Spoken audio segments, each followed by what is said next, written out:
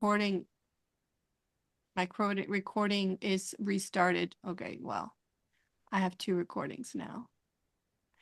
Oh, well. Okay, so what I did was, let me repeat. I'll repeat what I did. Okay, so we went to regression.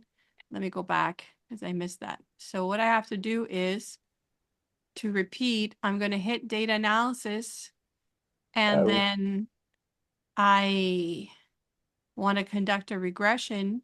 I say, okay, for the Y, I want to use price. That's my model. Right. So I highlight with the label. I click labels, and then I highlight from the label, the name, all the way to the bottom. I hit the shift key. I hold the shift key and touch the last number. So now it highlights between the top and the bottom with the label. Now I'm going to highlight the X.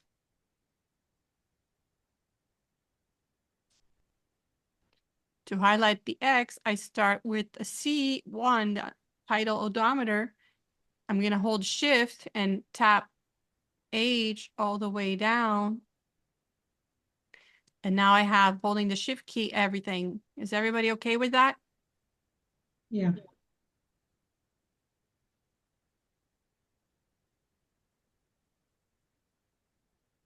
Carlos, What? did you do it?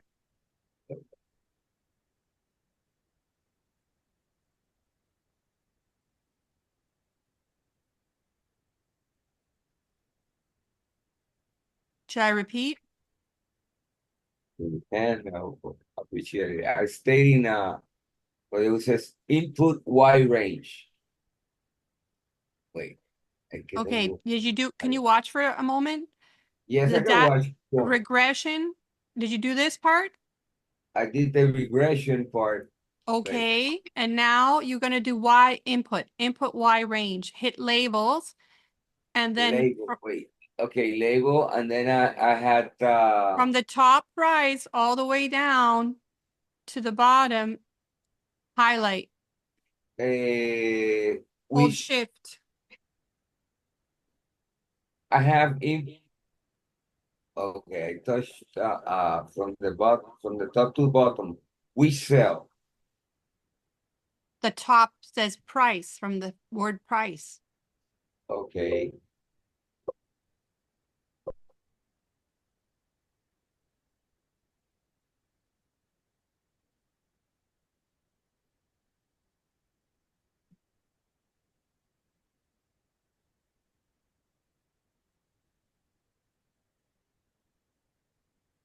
Labels.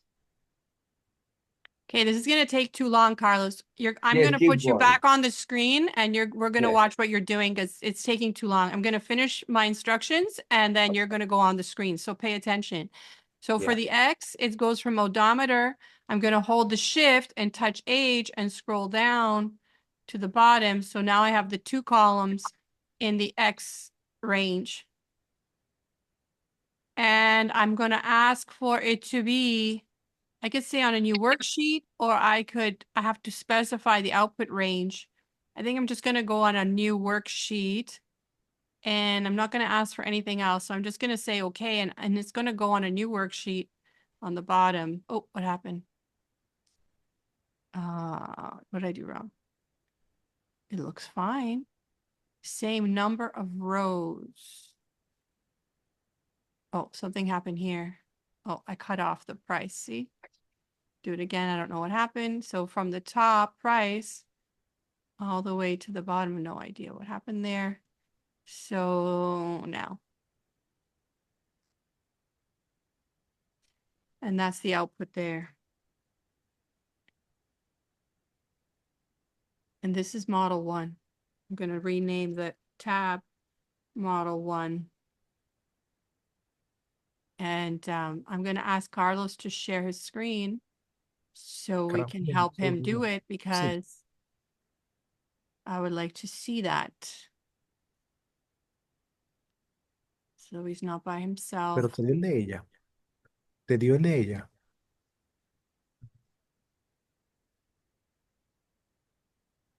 Okay, Carlos, show your screen.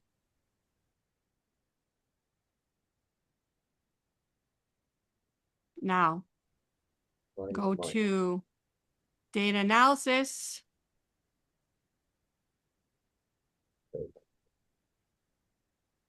Which one? Data analysis. Wait, I don't know which one is mine. I've never seen this. Just go to data analysis, click.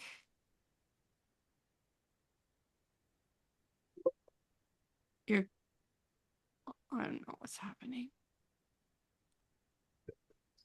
On the right side, data analysis. I have two. I don't know why I have two. Don't worry Eh. about it. Just go to data analysis.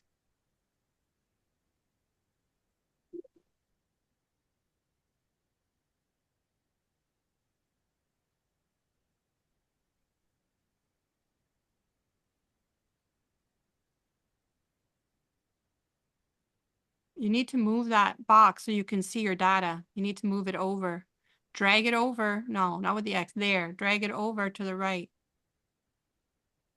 I'm trying to. Now I got it. I sure I had two of them. Now touch. Go with your cursor in input Y. Stop touching that. Go down to the box Okay. and put your cursor in the input Y range. And now touch price. No. Delete everything there. Delete Okay. everything there. Delete everything there. Delete. Delete. Now go with your cursor to price and touch the word price. No, the data. The data. You need the data. This is the input for the data. Price. B, column B. Column B, B1. And Okay. then scroll down. Scroll down. Do you know how to scroll down? Yeah. That's what I'm doing. No. Keep going. Keep going and touch the last one, 101. With the shift key. Hold your shift key up to the last value. Do not have a blank. There you go. Tap it. And you are done. That's the first.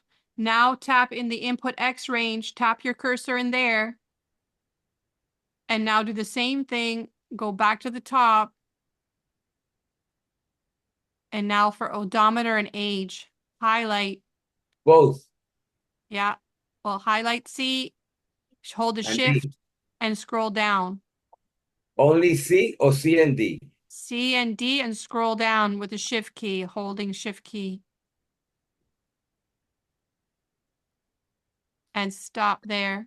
Tap. I did. I think you lost it. I think you lost it. Okay, so do it again. Clear that.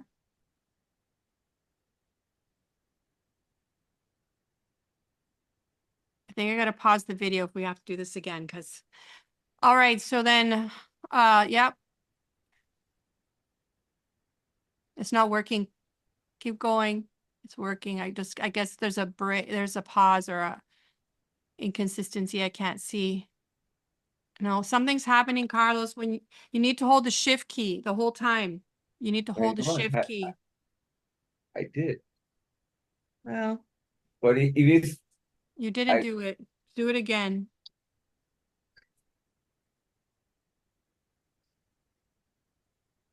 Hold the shift key. Scroll down. Don't let go until you tap 90.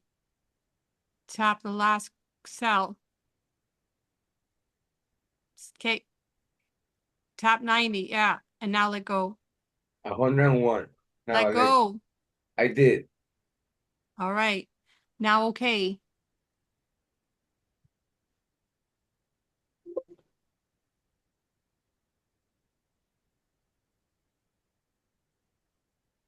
Okay, wait. Does it say okay?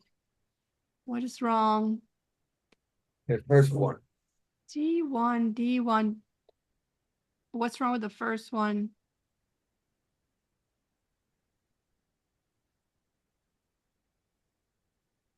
I don't know what happened to the first one. You have to fix it. I don't Do think I there's do anything price wrong. It only? says B1. It says can't read it. En la celda, en la primera, cogiste solamente una celda, no cogiste la columna completa. Yeah, you got to do it again. La primera. Yeah. You have to hold the shift key all the way to the bottom.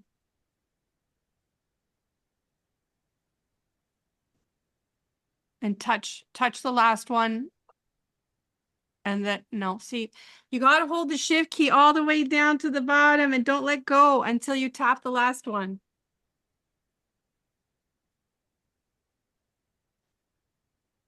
Got to practice, Carlos. That's why I gave you, you guys had 3 weeks and say, okay, you had 3 weeks and I gave you 3 weeks to contact me and no one contacted me except for Carlos. This is pretty important. We're taking too much Ahí time on this, mismo. Carlos. Hurry up. Carlos, ¿no se te Dime. hace más fácil seleccionando Price? Le das Shift, Control y la flecha de abajo y automáticamente selecciona toda la columna. Bueno, ya pude, sí, pero a mí me gusta hacerlo así, pero ya. Okay, I did that part. Okay, now name that tab, name it model 1.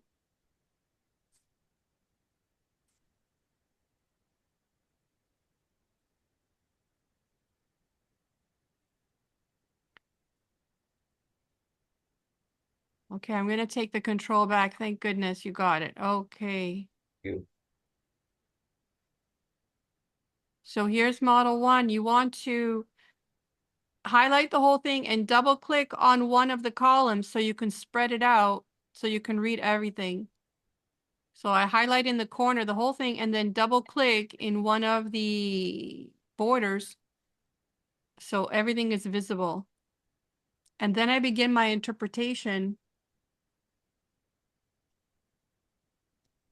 I begin my interpretation of model 1.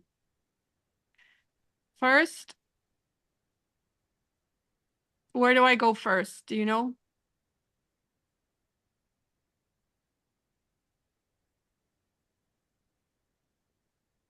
How do I look at this data?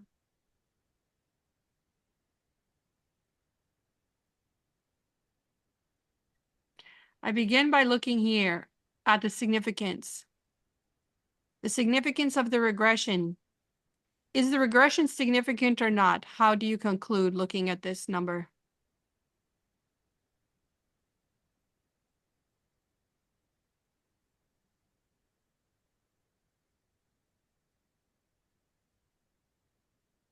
Profesora, es significativo porque es menor a 0.05. That's right. So this is the p-value of the it's the p-value of the F statistic.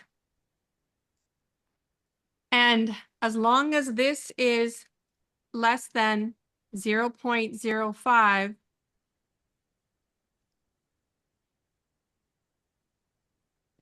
means that the model is significant. What does that mean? What does it mean if the model is significant?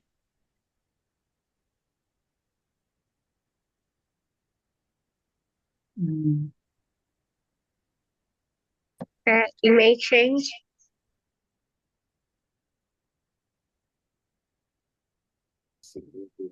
That's not exactly it. It means, so what's the null hypothesis for this model?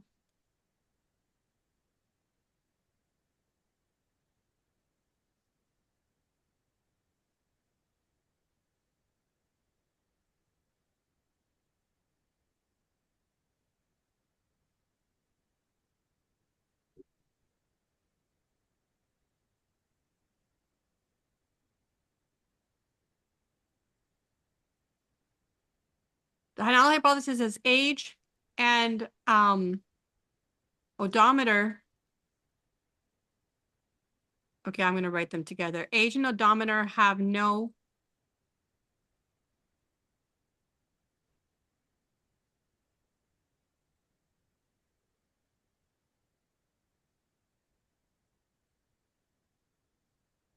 relationship with price. And what did we find? We rejected it. So because when we say the model is significant, are you guys listening? Yes.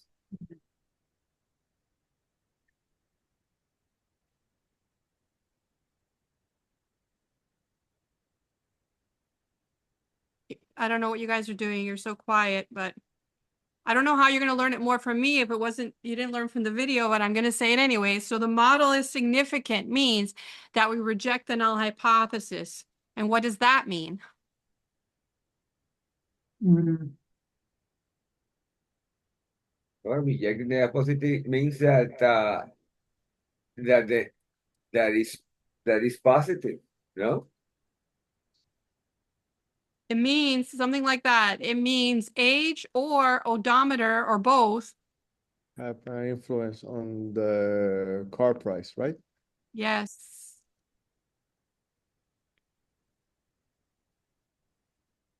So age or Age relate. odometer or both.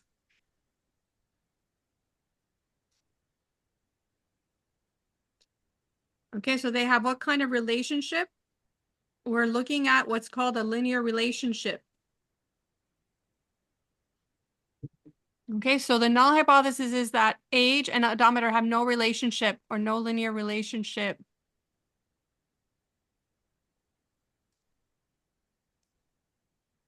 But the model is significant.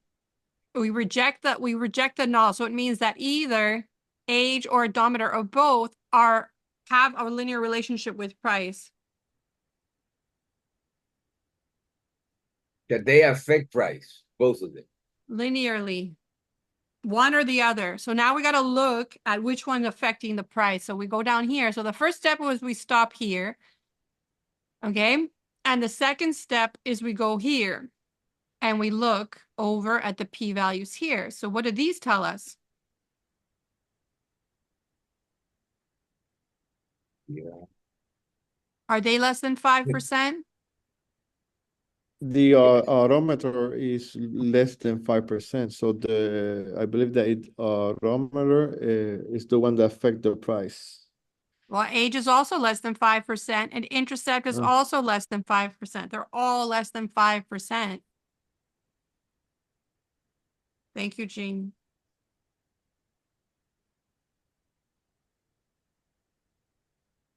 It means all significant.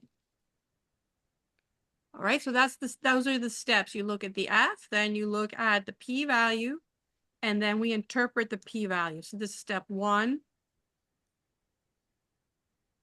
Step 2. And then you interpret. Okay, so list number. What number is this one? Okay, this one is off. This is less than 0.05. This one is less than 0.05. So odometer and age are less than 0.05. What number is this one? I can change the format of that number so you guys can see it. That it is, you know, I can just put all the decimals so you see what it is. That's the value there. So I change it from scientific notation to a decimal so you can see it's just you have to put like 1 decimal to make it 0.7 and then 7 more decimals. That's what it meant. So that's what this means. This is 7.3 times 10 to the negative the negative 8. Okay, so it's 7.3 times 10 to the negative 8 makes that number. If I change the format, so I can see all the decimals. Anyway, basically, if that's a negative, if it's more than -3, yeah, if it's more than -3, it's going to be significant. Got it? Questions? Okay. So what else can we look at here? Why don't we stop over here? What's this here? R squared.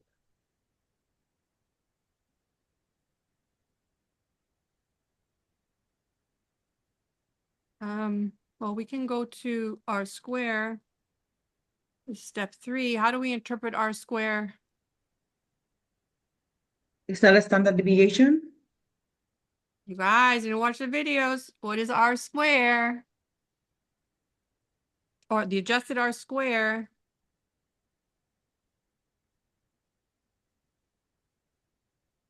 Adjusted R square. So we're going to use the adjusted R square, but R square is the Correlation. interpretation is that the percentage of variation in price that is explained by age and odometer. So 17% of the variation is in price is explained by age and odometer. So that's kind of low. We want to improve that. The adjusted R squared, it adjusts for the fact that just adding more variables will always make the R square higher. So this controls for it. So this is actually preferred when you have a multiple regression, because we're not doing a simple linear regression. We're doing a multiple regression. So we're going to use this one. Got it? Mm. So how many steps do I have? Step 1, you start with the F. Step 2, you look at the p-values for the t-statistics. And step 3, I went up here. Okay, now step 4, let's go to the interpretation.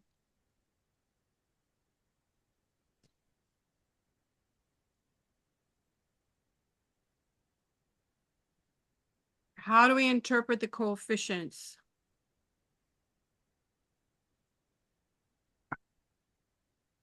Anyone want to try? The- Uh-huh. Profesora, Sí. el intercepto, cuando el odómetro y la edad es igual a 0, el precio sería 4.615. That's right. But should we interpret that one? Okay, so let's see. So he's interpreting the intercept value. And let's look at the data for a moment. Thank you, Richard. So let's look at the data for a moment. And do you see here, what is the range of values for odometer and age? Is it close to 0? Well, age can get pretty small. Okay, 2. That's kind of close to 0. Can odometer be 0? Like a brand new car? Not really, right? Because this is a used car lot. So probably it's not a new car with 0 on the odometer. Well, this one has almost 0 on it. So it's not a stretch. So what we're going to do is we're going to say it's okay. We're going to interpret the intercept like Richard said. So we're going to interpret first the intercept. So let's copy all these down. Oops, Professor, Gene. for every 1 unit that the. No, wait. We're going to do intercept first. Richard told Okay, us. sorry. The intercept says, what does the intercept say? Richard said when. So in general, when X is 0, the intercept tells us what Y will be. So in that case, like he said, when age is equal to 0 and odometer is equal to 0, then price is estimated to be 4,615.90. That seems really low though.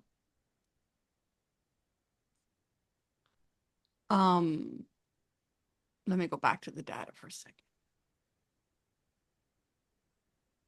I guess that's how it is. Okay.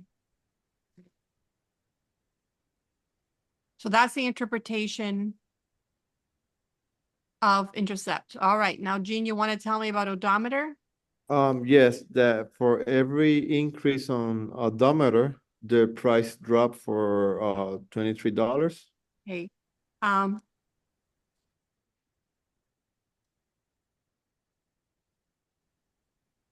So I don't know if it was kilometers or miles, probably kilometers, because this guy's in New Zealand for an additional unit of odometer. So for each kilometer.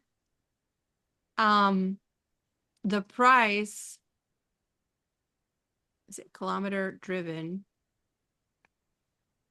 The price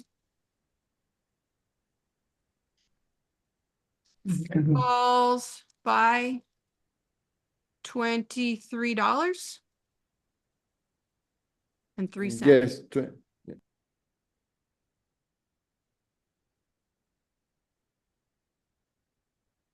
All right.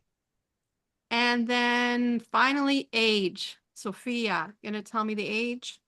Interpret the age.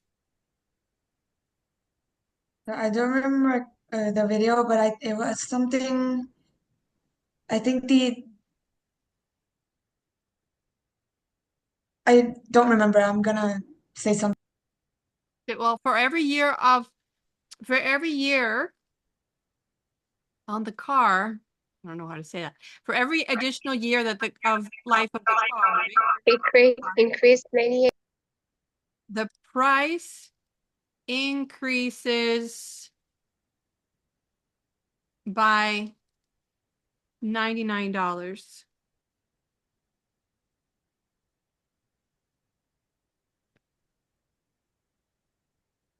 All right, think about that. Write that down. So we did write everything down and we're going to talk about it. So we did step 1.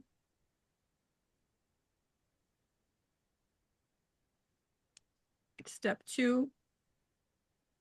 You can do them slightly out of order. It's okay, but you got to cover all these things. Step 4.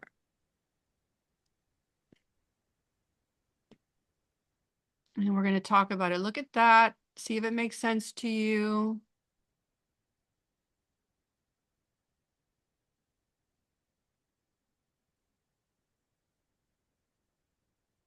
I'm going to improve my statements a little bit.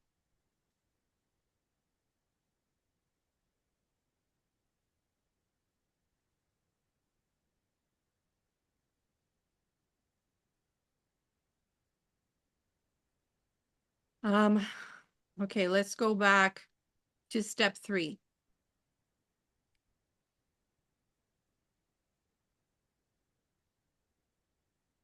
This is known as the coefficient of determination.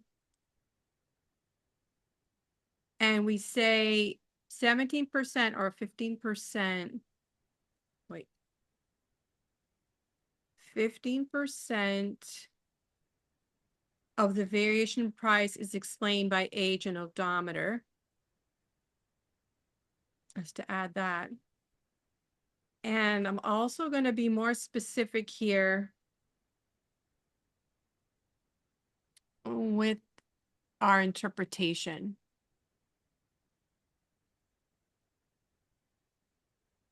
I'm going to leave the intercept, but we want to say for an additional unit of odometer for each kilometer driven, and that is like one of our X variables.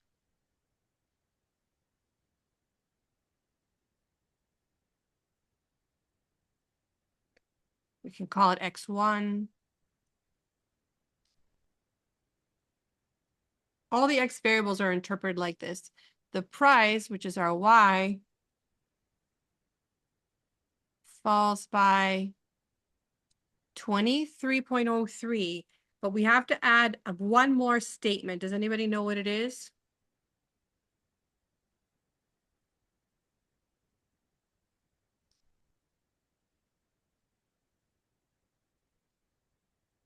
So Age. Something about age, exactly. So we have to say something about the other variable that's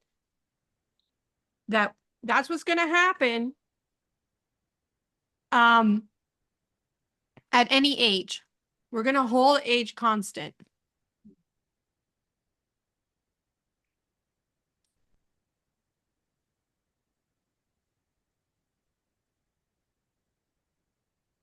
There's only one other variable, but you'd say all other variables constant. This is the ceteris, I'm going to spell it wrong, paribus assumption. Ceteris paribus. Let me make sure I wrote it right.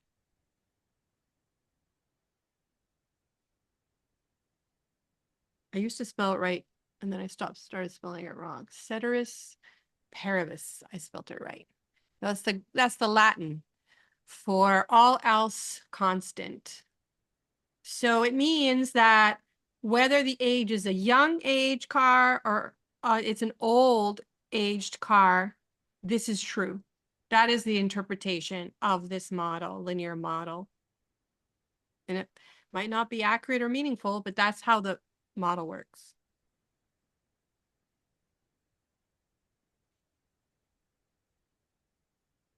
Does that make sense to you? If it's a newer car or an older car, it's always a drop of $23?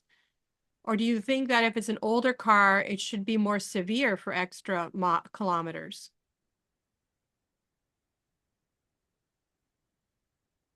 It's right. You think this is good or? Yeah.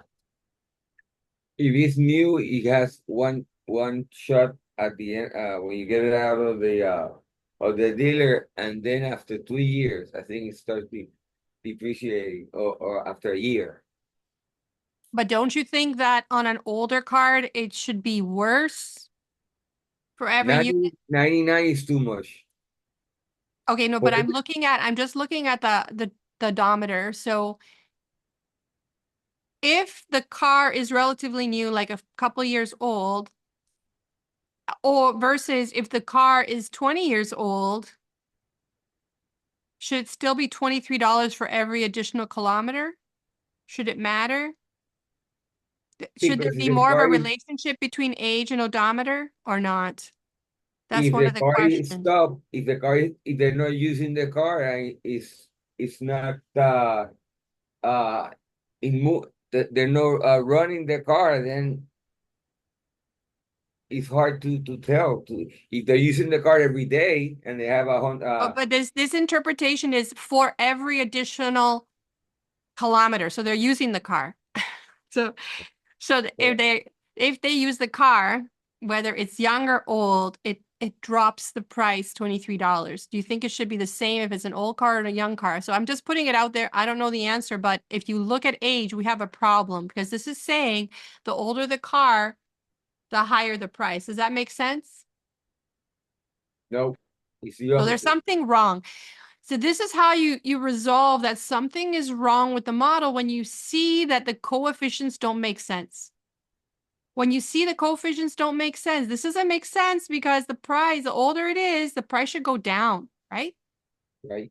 Should be negative. So that's why we're going to do model 2 to see if we improve upon the results, okay? So what we're going to do is do this again. Let's look at model 2. So everybody, you wrote all this stuff. I mean, I don't want to share this. I'm going to share the video of this, but I don't want to, you guys have to reproduce it yourselves. I don't want you to copy and paste. I want you to do it yourself. Let's go back and let's do model 2. What is model 2? Model 2 is, let's try. Oh, wait, I need to add on, for every additional year, oh, sorry, for every additional unit of odometer, the price falls at all else constant. So we have to say the same thing here. For every year on the car, the price increases by $99, all else constant.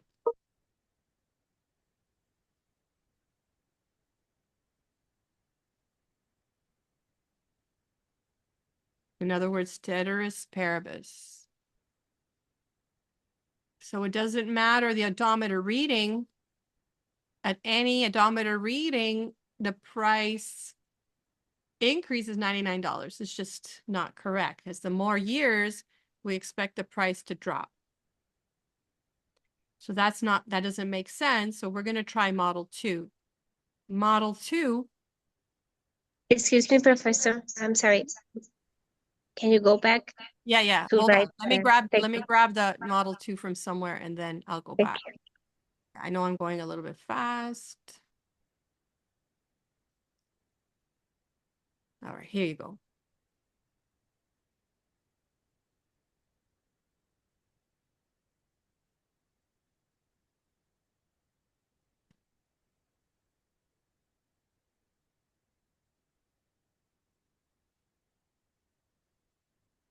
Okay, any questions about anything? We're just going to repeat. We're going to repeat and interpret.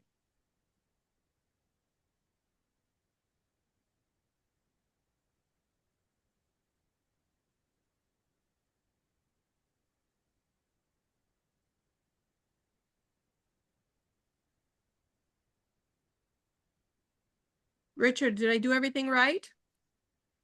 Everything looks good? Richard, Jean, Maria? No questions? I guess. Looks good. Everything makes sense. And something's weird with age. So I'm going to highlight it like this. And I'm going to put a, like, you know, doesn't make sense. So we're going to improve the model. Let's see if we can improve the model. Maria, let me know when you're done. I'm done. Thank you. Okay, so model number 2. Model number 2 is this one.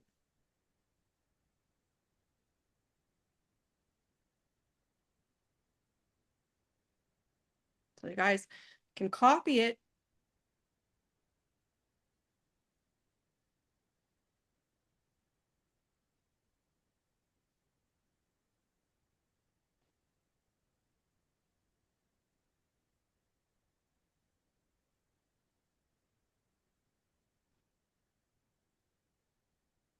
So we see something's wrong with age. Something is weird with age.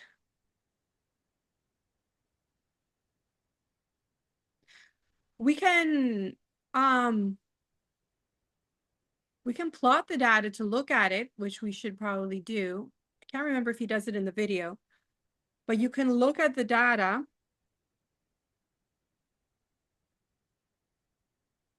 You can take price and each of the variables one at a time to look at the scatter plot of the data. We did scatter plot last time. Let's see if I can do that.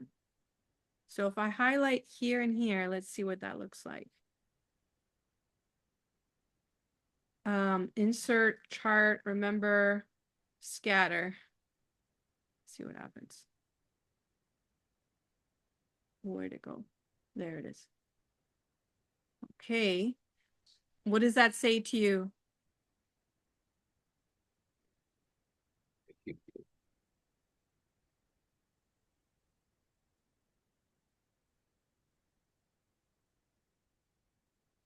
What does the data look like to you? Does it look like a line? No. Huh? No. What does it look like? A curve, right? Yeah, it's a concave. No. It looks like kind of a concave curve. So maybe we should make a transformation of the data to capture that. Now, the thing that's good is it is a negative relationship. Like the more kilometers on the car, the price should go down, right? Yes. Because this is price here, and Yeah, this is odometer. that's right that way.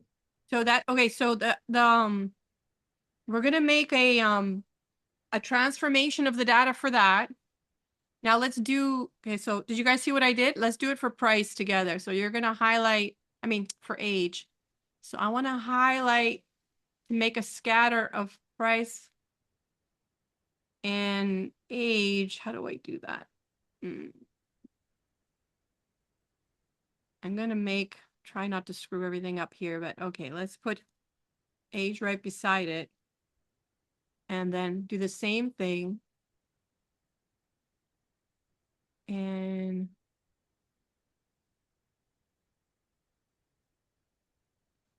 so you can use control to do that, or just scroll down and say, insert chart. Let's look at the scatter.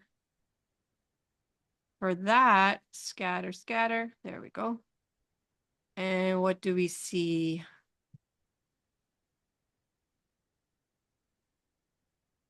It's a little bit weird. What's happening here? You have one real far away. That's So not right. what's happening here? Yeah, You have okay, one real far so away. age. Okay, something's wrong. Let me do them the other way. Something happened. I guess I have to put X and Y the other way. Hold on. I have to put X and Y the other way. Let's do X.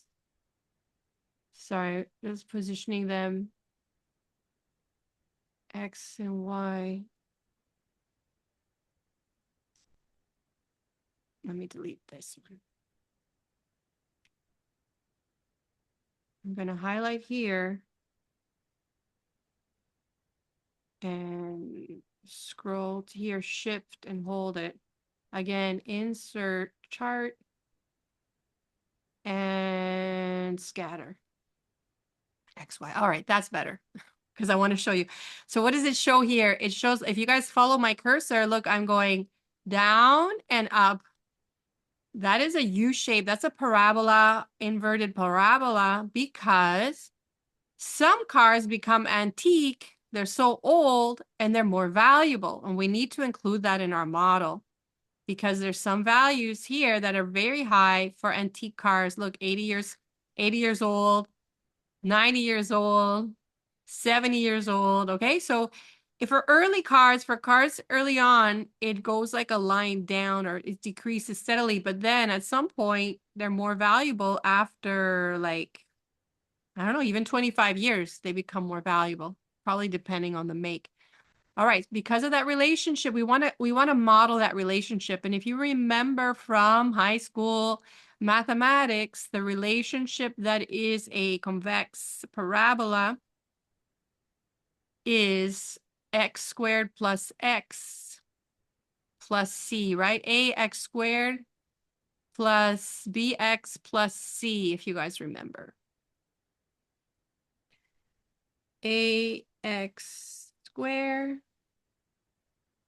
plus, you never thought you'd see this again, but here it is, plus c. So that is what we have to put in our model, is we have to allow for a square term of x, age, and we have to allow for a linear term of x. You got it? That's B plus B1, BX plus It's C. ax squared plus Uh-huh. bx plus c. That is the parabola that makes this shape. BA. So we want the model to capture that. We want the model to capture that. So we're going to put a square term for the x, and we're going to put a linear x as well in the model. And we're going to test the model. So what we're going to do, if you can see here, is use age square, and we're going to do the transformation of odometer to capture the odometer. I'm going to redo the curve for the odometer because I did it backwards. I have to put price. Let's do this again. I'm going to make the scatter plot. Are you guys good with this? So I'm not inventing this from nowhere. It's based on the relationship between the variables taken in pairs. So I'm going to chart this. I'm going to chart the scatter plot. There you go. So the shape here with the price on this axis and odometer reading on the x-axis, it is a curve. Maybe I did do it right. I don't know. It looks similar. And it is best described by 1 over odometer to capture that. So it's we're going to put that in the model. So let me erase. Okay, did I erase that? Okay, let's erase this. You can keep all the graphs if you want, but you could also reproduce them at any time. All right, so let's clean up. I kind of move things around. So that's Y, that's X. I'm going to get rid of this. Clean up my screen. And I'm going to get rid of this. Okay, so what we're going to do is we're going to create the variables we need. We need h squared and we need 1 over odometer. So we're going to insert 2 columns here. All right, tell me if you guys are caught up or do you need more time?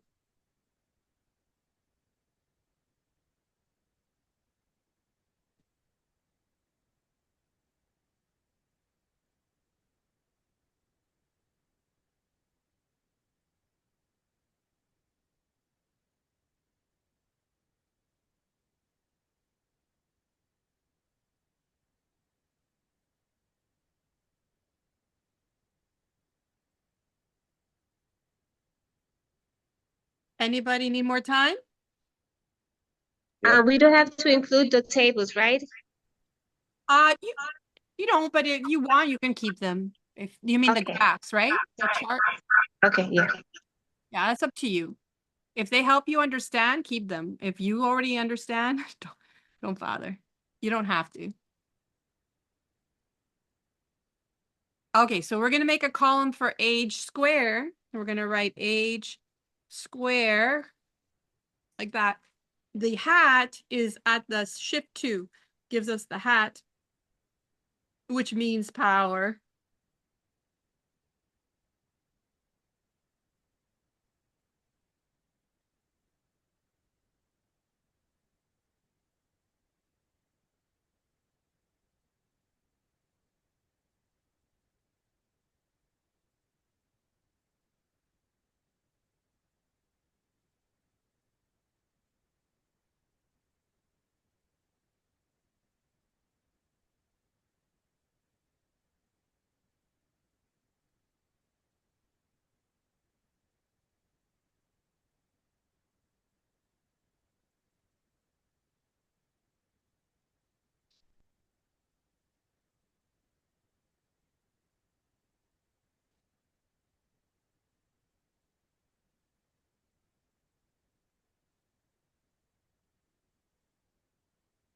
Ready? Yes. Just Sophia?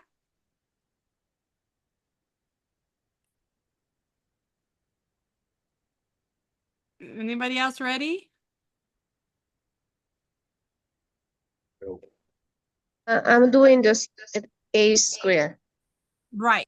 So this is a nonlinear model now. It's not a line so much, because now I have a term that is not a line. Like it's a parabola in there. So it's a nonlinear model, but we can still run it.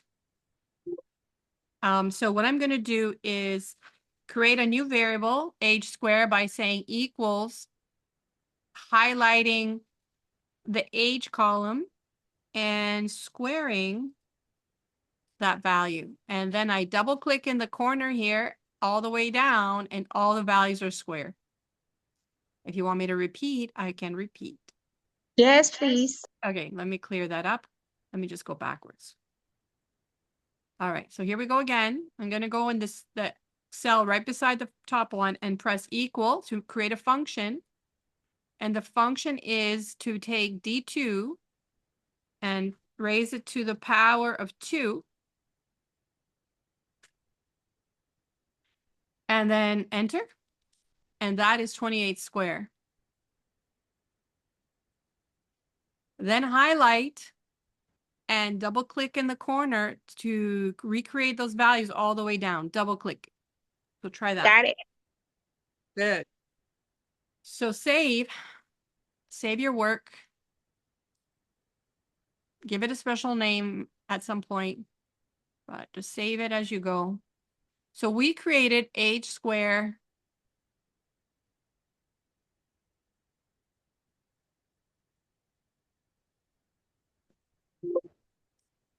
So we want to go to odometer now. We're just going to check to make sure there's no zeros in odometer. It's close to 0 here, this one, but because 1/0 is an undefined number and we need to make an adjustment if that's the case, but we don't have that. We just have positive values. So we're going to create the variable called 1 divided by odometer, like that. And we're going to say equals 1 slash and touch the first value and enter. And then do the same thing, highlight the cell and double click, get the plus, the cross, and double click there. So those are the odometer readings inverted. Anyone want me to repeat? Check your values with my values. Make sure you have the same.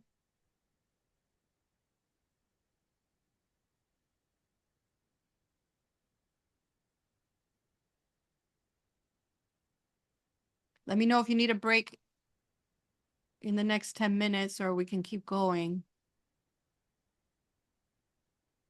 Yeah, I need a break. In 10 minutes or now? Maybe you can do it now better.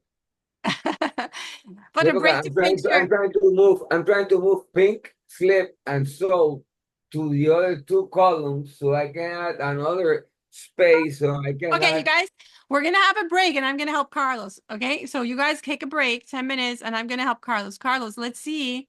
Carlos, I'm not giving Yeah. up on you. Okay. So let's see. Everybody can take a break, and Carlos, show me your screen. I'm going to unshare mine. I'm gonna stop. How do I stop sharing? Stop share. Okay, let's see what you're doing.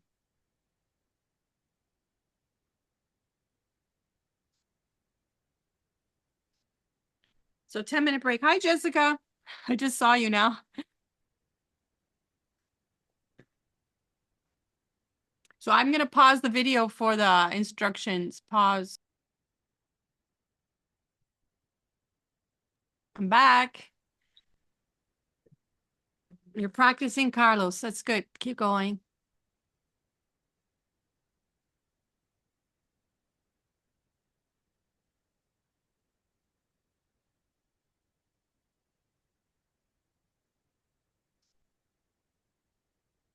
There you go.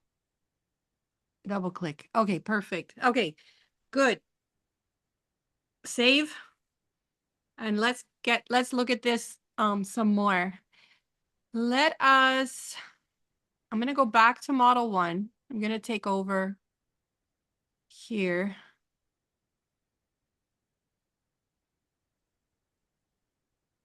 All right, you see my output here. All right. So back to model 1 for a second.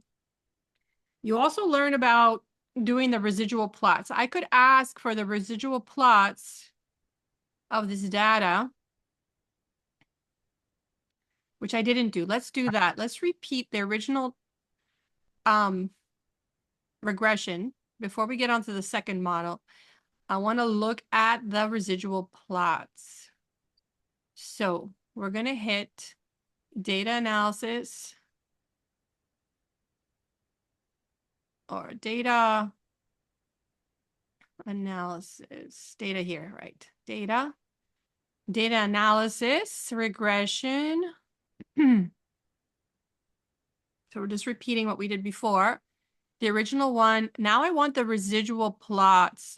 No, I just want the plots, the residual plots. So this is going to chart each independent variable of this model, the first one, with the residuals. And it's going to all show up in here. Okay, so this is the same thing. It gives me the residual output and it gives me these two graphs. Oops. You got to be careful with these. All right. Now, if you watch the videos, you can tell me what's going on or what we're looking at here. If there's, what does it tell us? What does it tell us? This is the same as model 1 with the plots. I can put a title there, or I can copy them to the other place.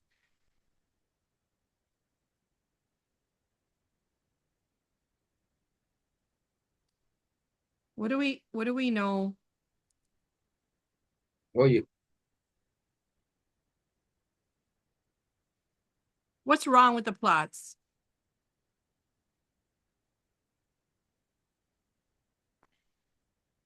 So we look at the plots and we look for a pattern. Is there a pattern in the plots? What should the plots look like? In fact, what should I expect if my model was a good model? If it was a appropriate or meaningful model, what should I expect? All linear. No, these are the residual plots. So Residual. Okay. So the residuals, the assumptions of regression are that there's no information that is missing from the model.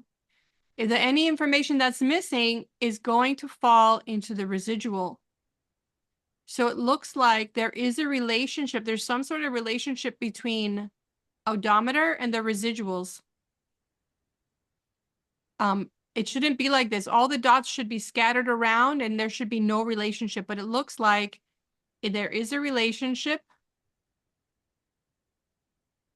in odometer, and there is like a relationship with age. It's like a kind of like a curvy type of a relationship here. So it means that whatever's missing in your model is associated with age, and whatever's missing from your model is falling in the residual and associated with odometer and has some sort of relationship with odometer. So it's just telling you that you're missing something. Because otherwise, if the model was good, you know, we wouldn't have had this weird result in interpreting our age. So that's giving us a clue that something's up. And also these residual plots give us a clue that something is missing in the model. So we're improving the model with model 2. So just to review, how did I get this? I got this by doing data analysis and clicking here, residual plots. They should have no pattern, but in fact, there is a pattern that shouldn't exist. So we need to continue to think about variables that are missing in our model. So we decided we're going to instead put, by looking at the scatter plot, we saw that there is a parabolic relationship, a convex relationship between age and price, and that we need to transform the data for odometer to capture the relationship between price and odometer. All right, so let's run this model now with these variables. We're going to run it with price as our y always, and then these 3 as the independent variables. Okay. So let's do that with, again, data analysis, regression, and we're going to change it now. Well, price is the same, so that's okay. We've done that. But now we're going to change the X from here, shift all the way down to here. And I guess I can do residual plots again.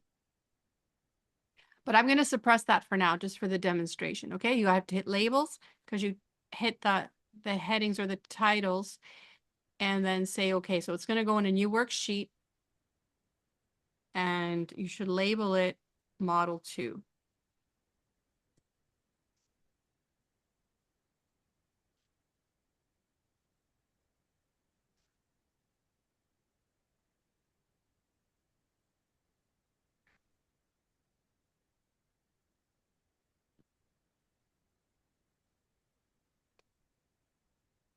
Again, highlight from the corner, double click to space it out.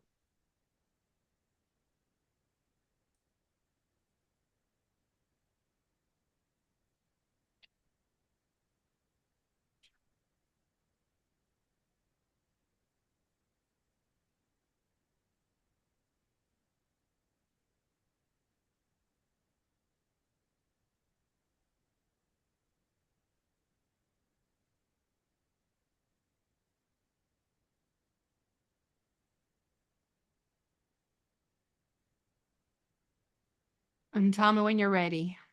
Professor, I have a question.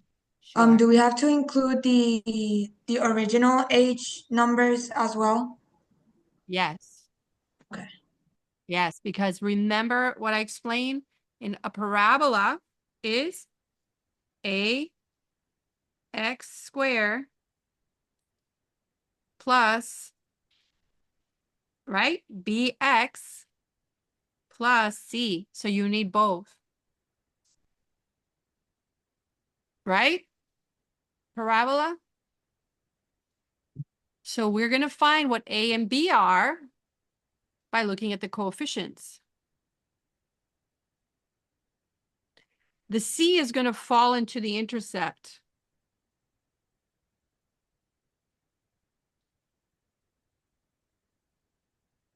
So how was the scatter plot? Do you guys remember? The scatter plot was convex, right? Yes, the first one. So what should A be? Positive or negative if it's convex? What do we expect?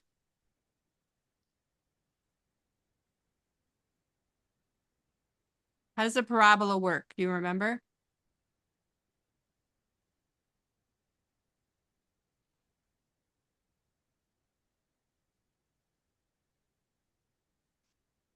It should be positive. If there's if there's a parabola that's going, down and then up, remember, because we said that vintage cars might be worth more money, the price goes up. So the parabola goes down and then up. That coefficient should be positive. What do you see in the output? Is h squared positive coefficient? Yes. Yes, so we have some hope there. All right, we have hope that we did things right. All right, so this is a better model. Look at the R square adjusted. What was it in model 1? It was 15. 17. And now what is it? 57. Is that better? Yes. Yes. So we have a better fitting model, all right? So let's go through the steps. So remember the steps. We went step 1.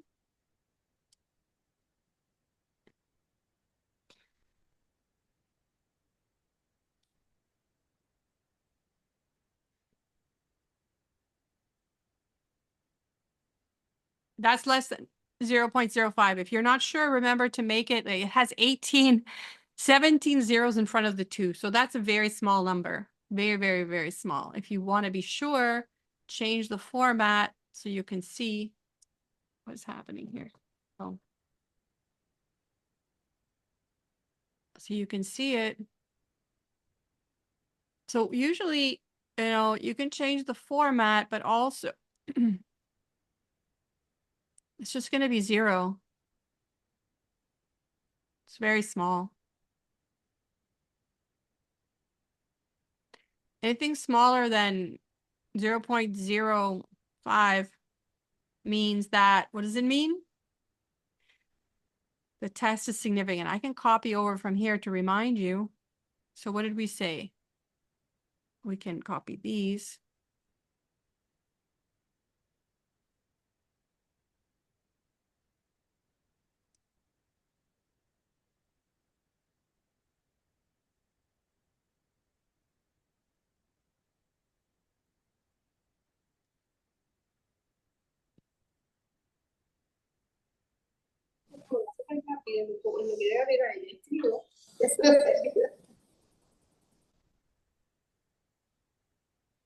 That the independent variables have a relationship with price.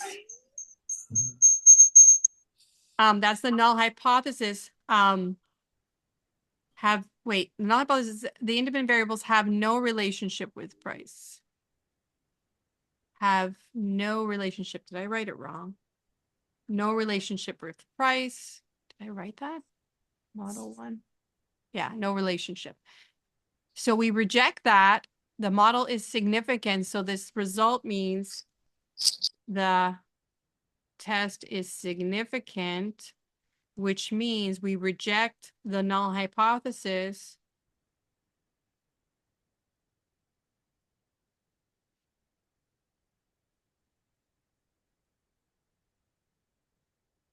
That there's no relationship with price. And instead say the model is significant means that we reject the null hypothesis and all those independent variables, or at least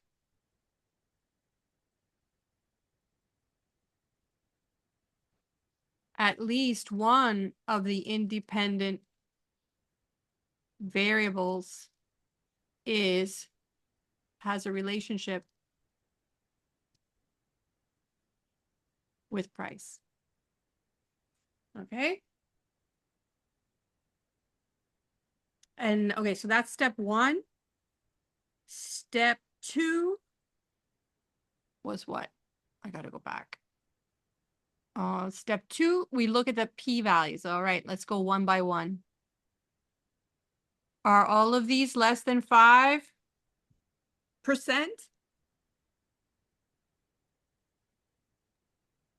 Yes. So all of them are smaller than 5, right? They're all 0, pretty much. To 2 or to 3 decimal places, they're all 0. Well, this one is to 3 decimal places is 0.00, so it's 0.5%. So this is step 2. All variables are significant.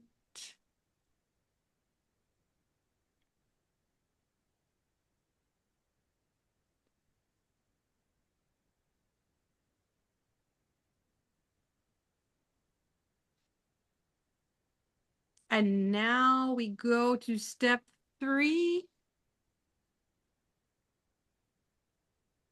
Let's go to step 3 and jump up here and look at the adjusted R square. And what does it say?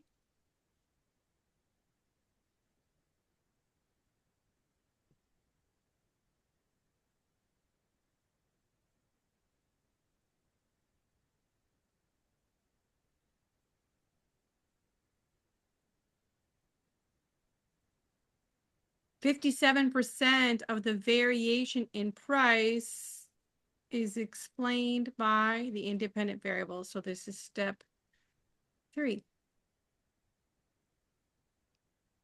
That's higher. We're getting better. We're going to do step 4, interpreting the coefficients, and then we're going to do the residual plots just to see if we need to do anything else.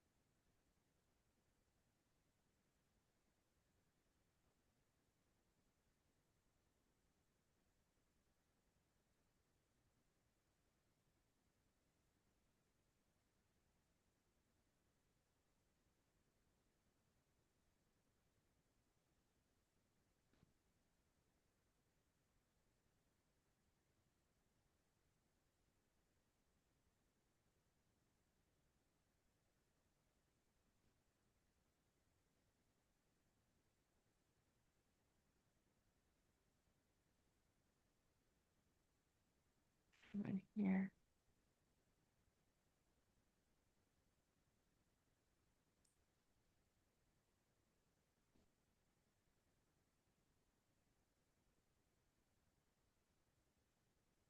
Questions?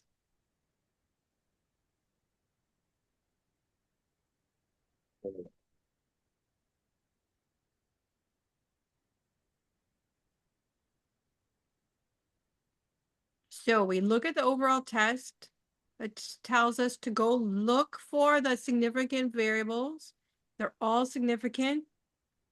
And then it's better. This is an improved model according to the adjusted R square. And then we go do the interpretation.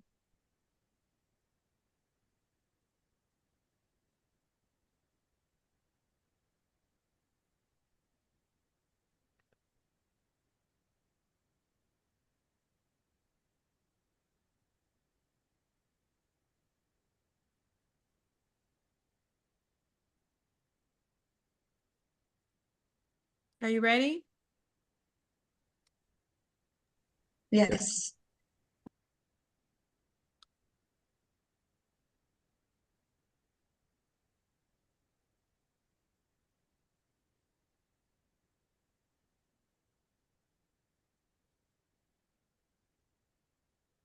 The main thing here is this result confirming the curve relationship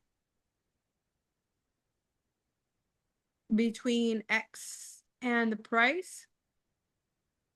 That's what I want to look at here because the interpretation would be each variable has been converted. So for every unit, for every increase in H square, the price increases 7.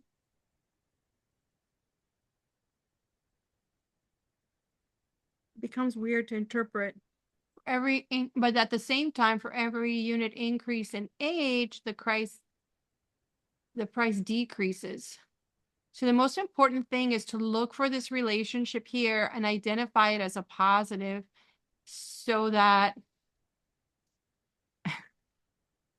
that's really what you want to see.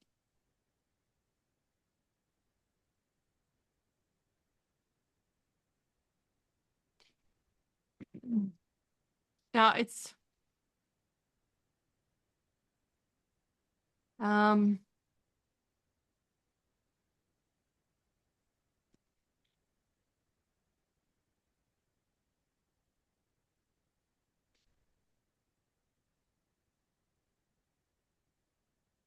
so let me write, how did I write it here? Interpret the coefficients. Okay.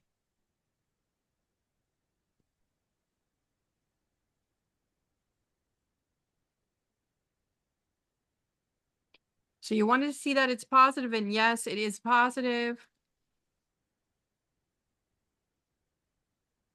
7.32. And you expect that as odometer goes up, 1 over odometer goes smaller.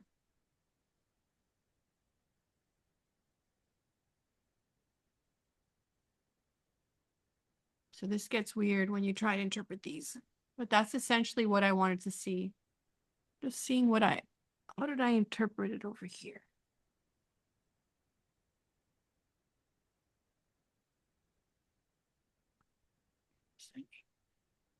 Oh, right.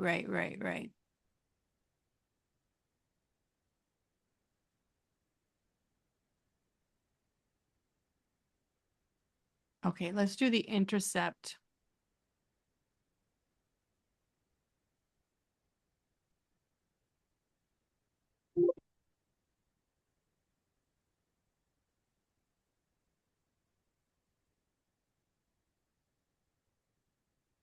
So for the intercept,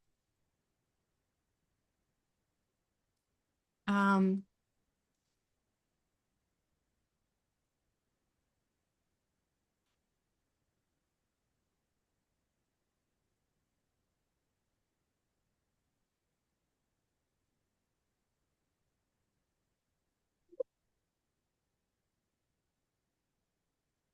can 1 over odometer be 0? It can be very small. Like for a high odometer, in other words, when age is 0 and 1 over odometer is 0, then price is, so if it's a new car, or if it's a higher odometer, and it's a high odometer, price is 8809.03.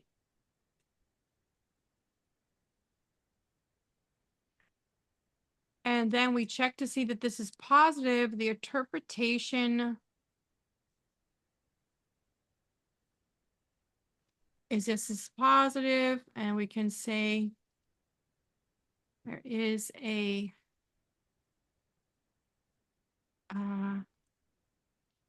curved relationship with price.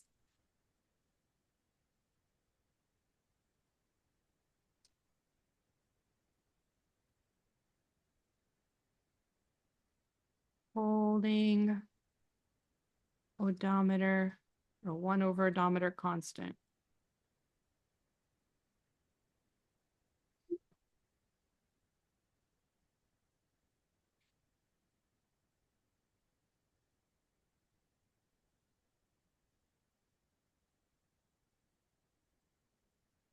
There's a curved relationship between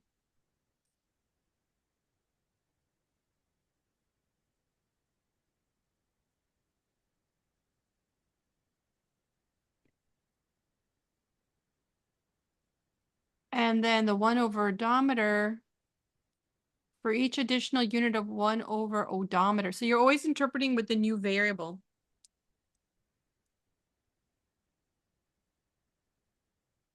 So let me put this as that's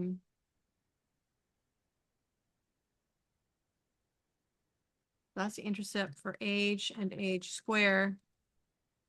Notice that I don't really care about age. I just look at the coefficient of age squared. That's the most important thing.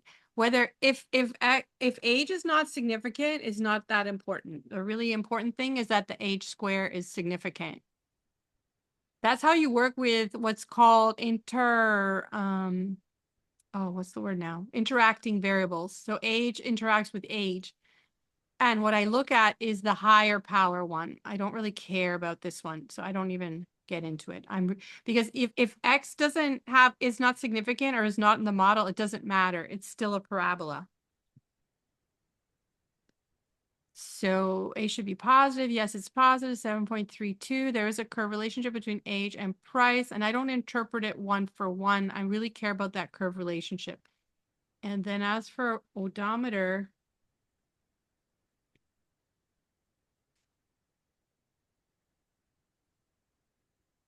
for each unit increase in 1 over odometer, price increases by 1,946.46. So as odometer goes up, it's an older car, or it's been used. It has experienced wear and tear, but it's an inverse relationship. So that's getting smaller and smaller.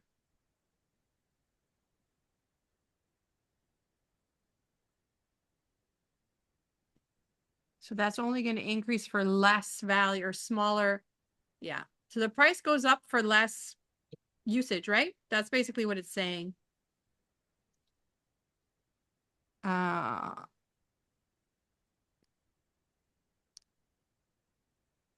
Holding age and age squared constant.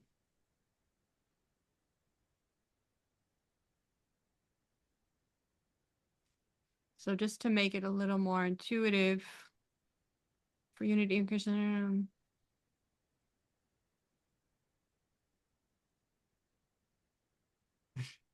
Okay, so 1 over odometer is big. It means that the odometer is small because it's on the bottom. So it's less used the car is. So the less used the car is, the price increases by $1,000, which makes sense. So all this makes sense. It's pretty good. Any questions about my interpretation?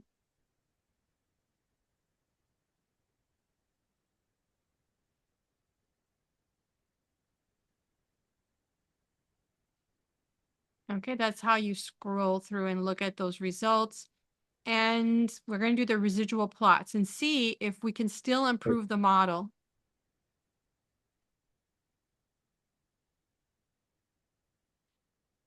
So after you guys submit your own work, I will post this up for your record, what we've done today. So I want you to do it yourself.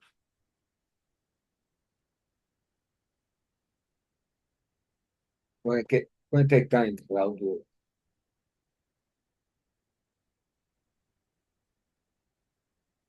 The most important thing is that you understand. Okay, so let's go back and do the residual plots. Let's look at that. So what did we do again? We have to run them all again. I'm going to do data analysis, regression. And it's still in my memory, so I'm just going to ask for the residual plots. It's going to create another tab.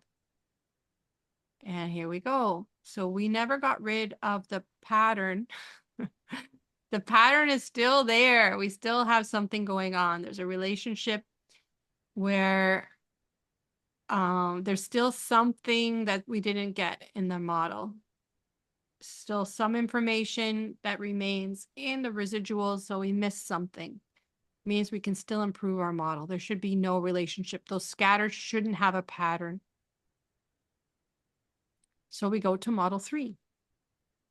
So all these are discussed. You guys can watch the videos again, but I think it gives you a different appreciation that you're doing it yourself.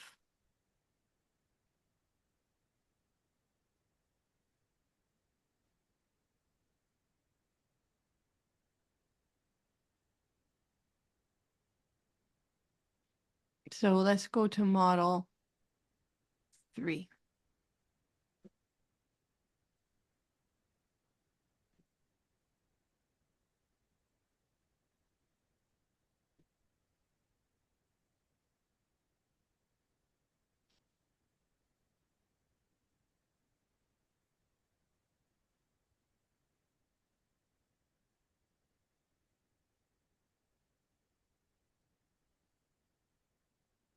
So model 3 is this one. Rather than 1 over odometer, we're going to use the logarithm of odometer because it has a specific interpretation that I explain in the notes that you may have seen. We do use this in economics. So we're going to do the natural log of odometer and still keep the price as just price.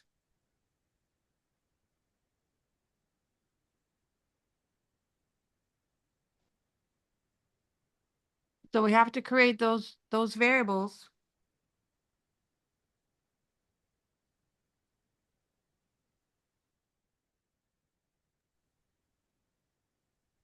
We already have age and age square. We just need to create logarithm odometer. So let's do that. Let's move this over and create a natural log of odometer. And the way we do that is with an equal sign, ln, and then touch odometer, close the bracket, and you get 3.41. Double click in the esquina, and there you go.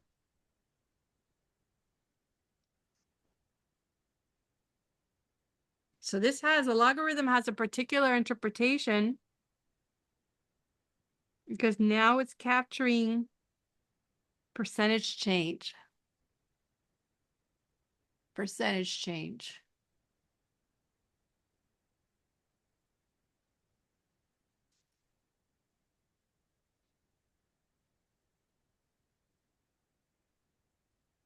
Oh, I didn't name this one. This is model 2 with the residual plots. Model 2, residual. Okay, if you guys didn't get the rest, you got to do this one. Let's do this one. Ready? Did you create one law and odometer and put them beside each other? It's easier if they're beside each other. I just move this one over.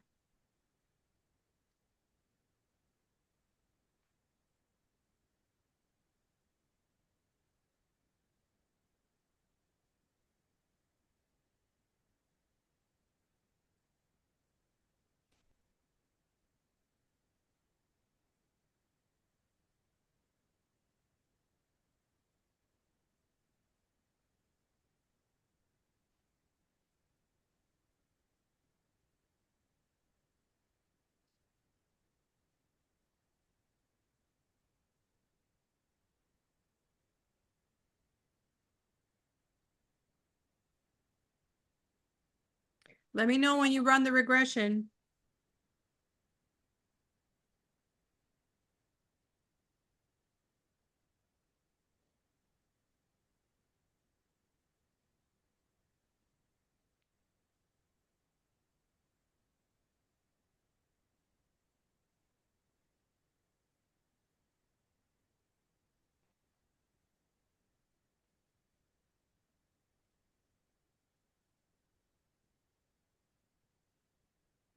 So in the videos, he just showed you the results, or he just did the interpretation. He didn't show you how to get the results. That's all we're doing here.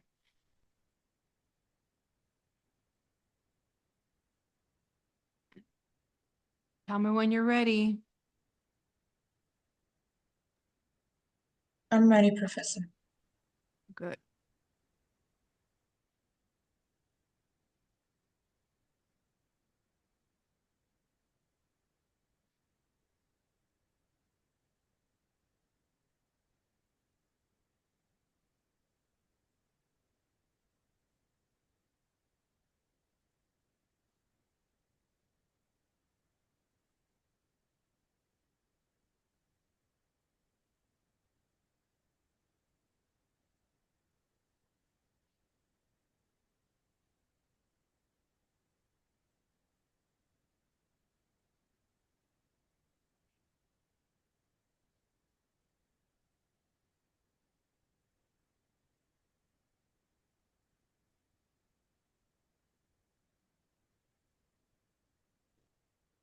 All right, so I guess I'm gonna go.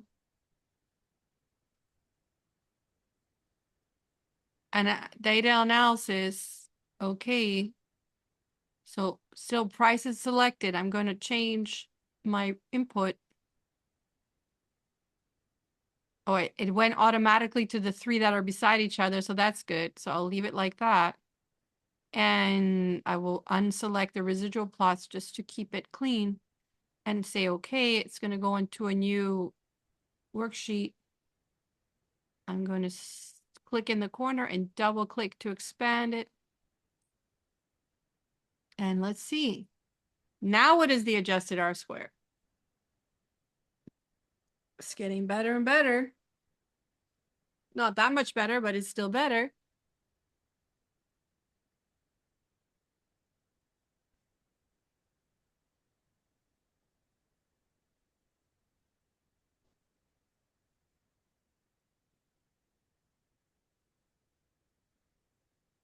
So let's do, okay, let me know if you got it. Did you get the output that I have?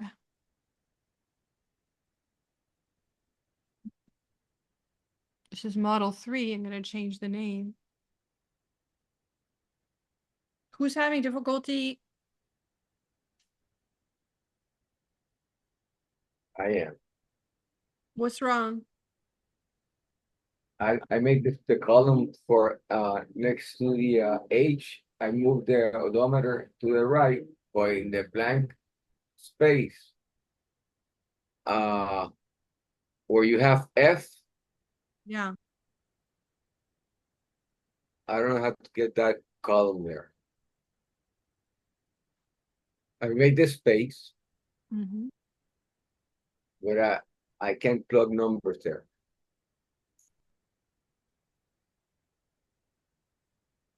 Okay, let's see what you're doing. I'm going to stop. Share your screen.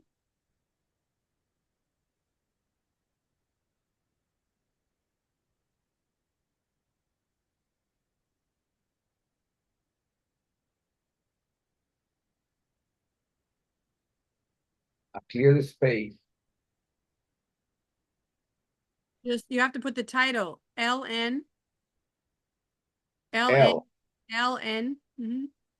bracket, open bracket, Open bracket. odometer, close the bracket and enter. And now make equals Mhm. LN, Excuse me. LN, Okay. open bracket, and touch odometer. C2. No, C2. Erase what you just did. C2. P as in C as in Peter. carne. C2. Okay. Close the bracket and enter. And then in la esquina, no. En arriba, en esquina, click double. There you go. All right, hurry up and do the analysis now. Save what you did, save your work. It wasn't working because you were trying to do the math calculation in the the first row and there's no numbers there. It's just labels. So I get the H and the, I mean, H, Just unselect, just don't highlight anything right now. Don't highlight anything. okay, Just get off of F. No. Just get off of F. Just enter and get away from there. Put the cursor somewhere else. And now hit data analysis. Okay. And you have to select for X. Y is fine. Now select for X. No.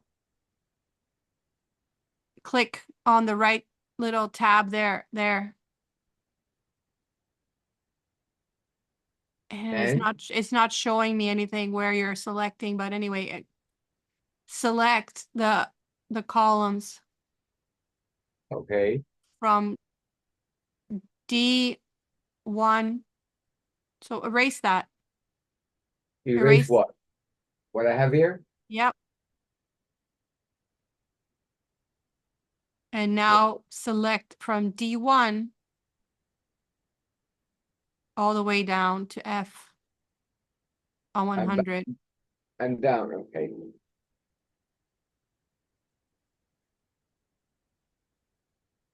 Enter. And unselect the residual plots.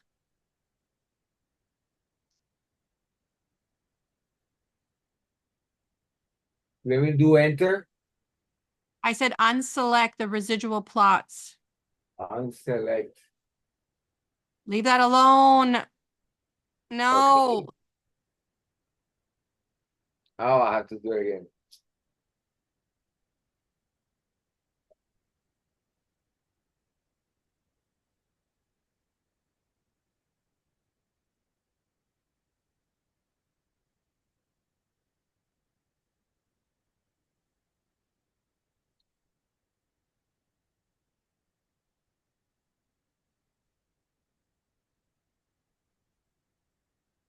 Enter. Just leave it like that. Okay, so then you have all the residual plots. I was asking you to unselect them, but it's fine, whatever. So now just make it visible, double click in one of the edges so it can expand. Here. Nope, in one of the edges, Edges. one of the column edges.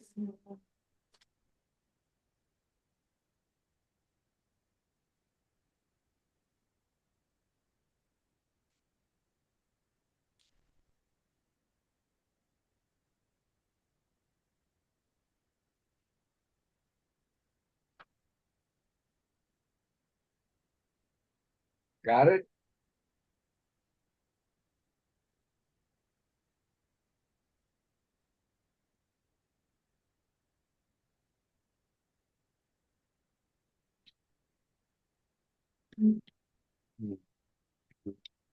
I don't think so, but it's okay. I'm gonna take over now. Okay, So you just get your model. let me And then you watch, Carlos, in the corner, you highlight, and then you double click here in one of the edges to expand it. I've done it 3 times now. 4 times, 5 times. I've done it many times. All right, so let's interpret this result. Where do I begin? The significance. Where's Richard? Did Richard leave? Richard is here. Richard, where do we start?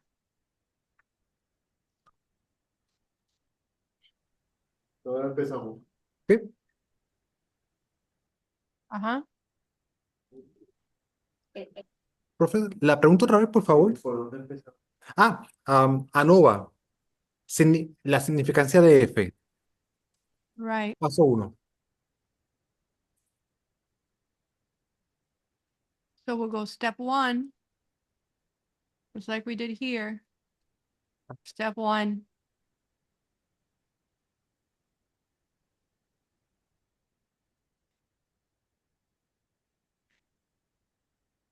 So it's less than 5. Does everybody agree? Yes.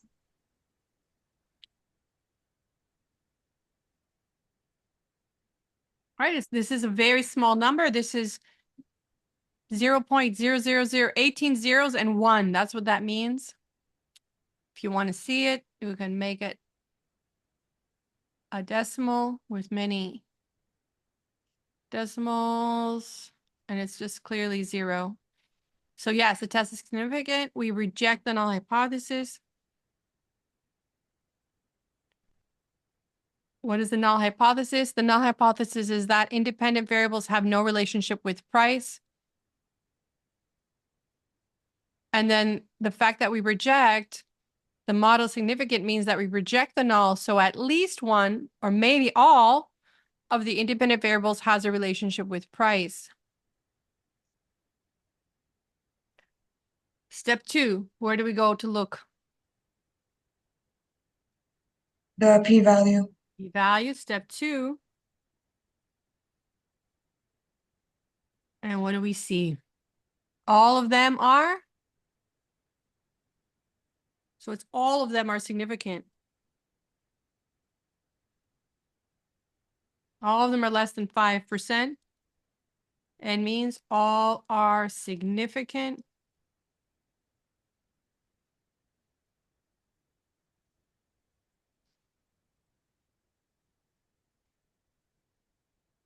All have a relationship with price.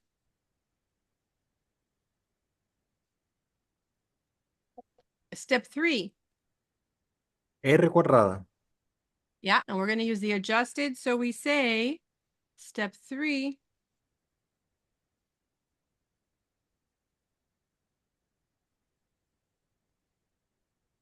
%, oops.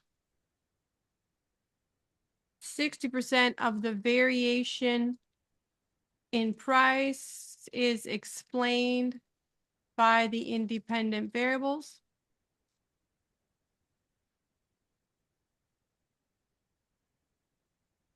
Notice R squared, adjusted R squared is just a little bit smaller than R squared because it adjusts for, because R squared will always go up. So you can make it look like you're always improving by just adding variables, but that is not what we want. We want to have the fit improve. So this is an adjustment for that. And then step 4 is the interpretation.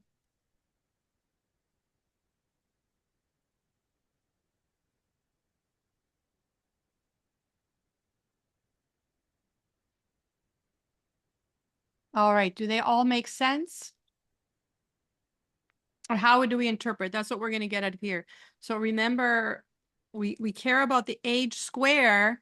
We don't really care about age. We really care about age squared though. Age squared tell us that it being positive means the parabola is going up. It's a concave relationship.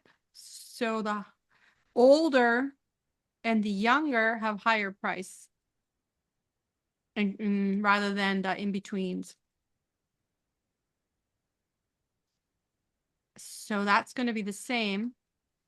And the interesting thing is, how do we interpret log of odometer? So now we did a log. When we do a log of the X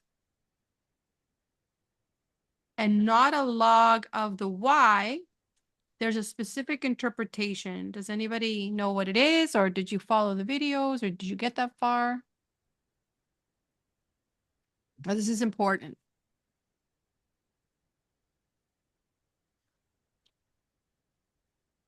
Because now it's all about percentage change.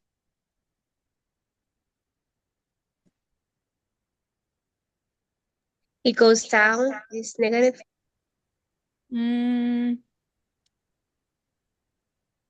Okay, so that's the sign, but how do we interpret in numbers?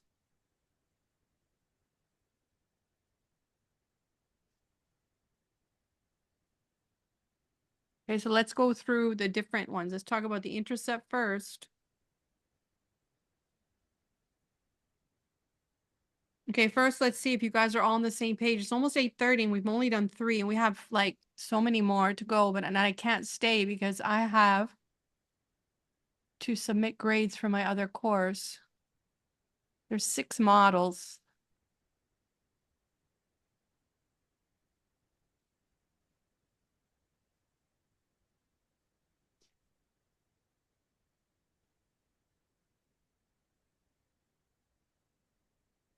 Is there 6 or 7 models? Let me double check. Okay, you guys think about that. I'm gonna go back and see.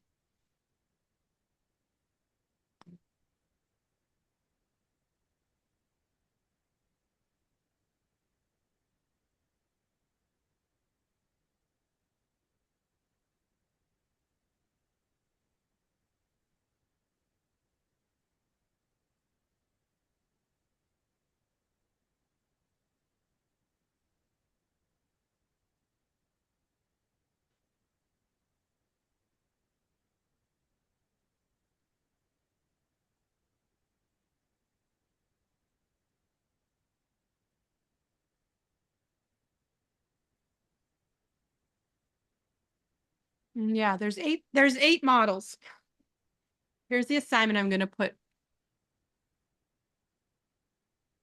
So this is the assignment I'm gonna put up.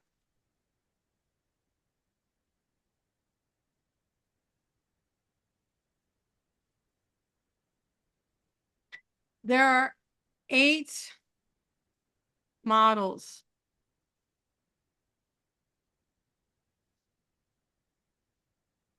We just did. We're here. Free. You need to do the other ones. Okay. I don't have too much time. Maybe I can leave. I'm gonna interpret this one. And then I'm gonna leave the rest for you. It's due on Monday. No, what did I make it due? 22. It's It was Friday. Friday. Due Yeah. Friday. So what can we do? Maybe Monday. I can make it Monday. Yeah. So let's say Friday, we can meet again to see where you're stuck. Okay. What time? What We time? can, yeah. What time? What time is everybody available? Afternoon?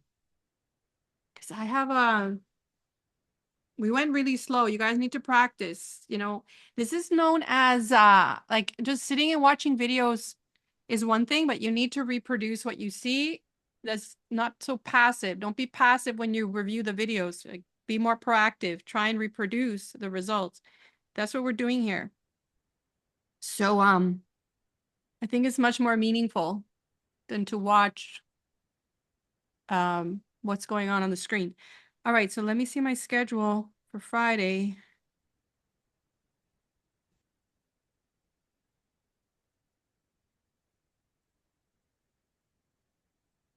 I have a meeting at 2:30 that somehow I didn't put in my calendar. So let me put it 2:30 on Friday.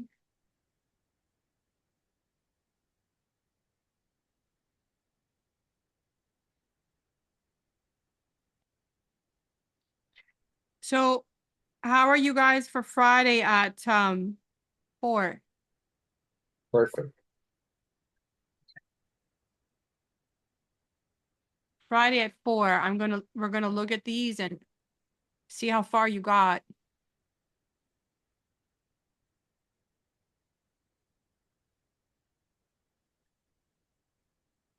So then you have the weekend.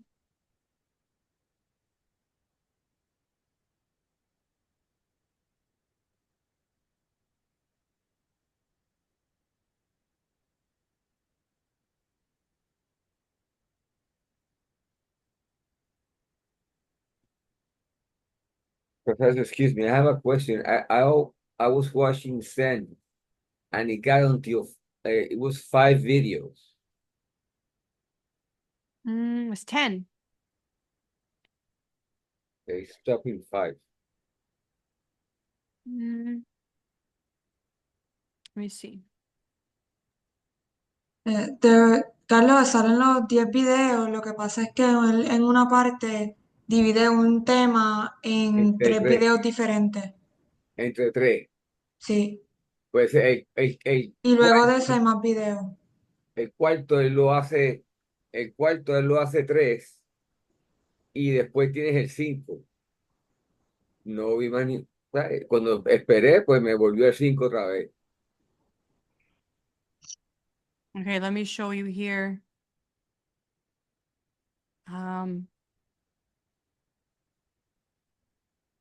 Okay, here.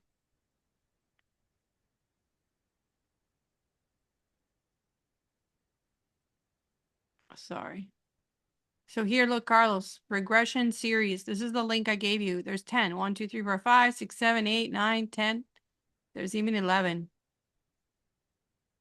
But you can just watch the first 10. The link I gave you should bring you here.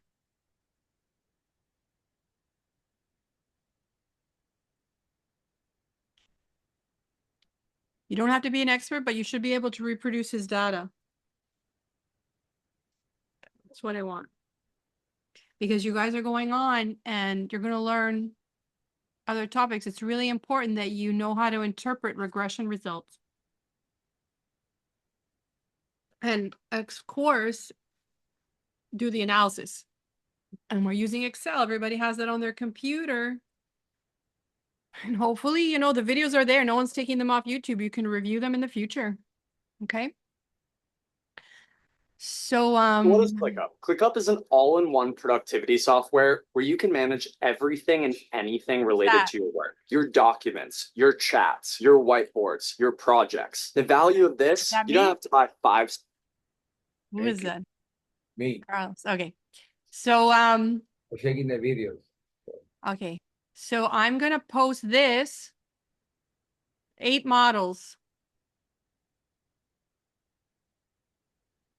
So let's interpret 3 and then we're going to go because I have to do my grades and it's a lot of information. So let's go back to interpreting 3. We're not even halfway. So we're going to meet on Friday at, what did I say? 4 4. o'clock. Let me put it in my calendar. Anybody who has trouble with that, let me know. I don't really think I have time to meet any other time, so change your schedule to be there.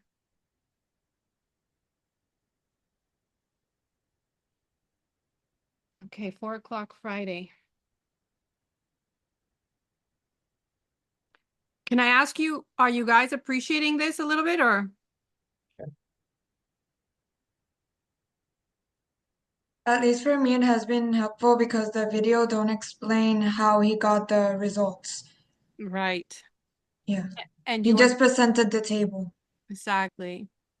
And he doesn't explain exactly why either. Like these models. So we should have model 1 and the residual, right? And model 2 and residual. The That's the residual way it's supposed plots, to be. you guys can, yeah, you can put them in too. Okay. Just to have the habit. It's going to be messy, but like mine is, I guess you don't have to. Let's say like that. You don't have to. I have them. It just should be legible. It shouldn't be a mess. I have it in mine. Just to see we're not improving, right? We didn't improve anything. We keep changing the model. Well, we did according to the adjusted R square, but not in terms of the residual plots.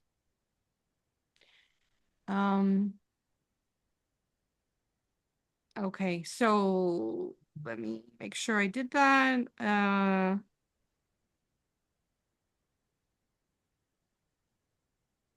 So I want you to be proactive in your work. If you guys do 1 model a day, you're going to come on Friday with most of it done. You're going to do 1 model a day. Okay, let's interpret. Let's do the intercept.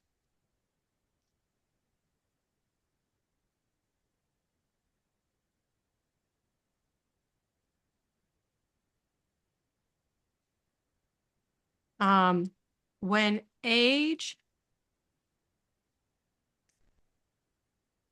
is 0 and lawn odometer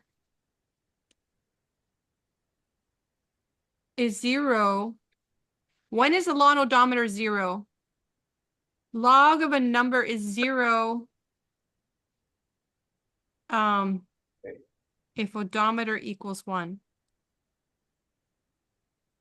Right? Log of odometer is 0 if odometer equals 1. Just remember that. The natural log of odometer, let me say that is. If you guys have any trouble, ask Richard. Richard knows this stuff. Right, Richard? This is Richard's strength. He's good at this. Richard. Sí. Hey. So Richard is your recurso. All right? And I'm very grateful because you guys helped Richard and now he's going to help you. Reciprocity. That is when odometer is 1. I like doing this because I know Richard is a star. Okay. So when age is 0 and lawn odometer is 0. So what I'm saying, if age is 0, this is 0, this is 0, right? Because 0 squared is 0. And when lawn odometer is 0, in other words, odometer is 1, lawn of 1 makes 0. So when all of these are 0, the price will be 1. 11,000. That's what it's saying. So if you look back at the data, it looks like that. So if you have a new car with no odometer recording, it's an $11,000 car. Makes sense, right? On average. I guess I should use the word on average, which I haven't been using. But on average, I should say on average. I should add that. I should add that to all my models. I'm gonna say that here too. I'm gonna post this one so at least you guys can get these ones right, but I'm not gonna post the whole thing. I'll post these ones on average. Don't forget the on average. On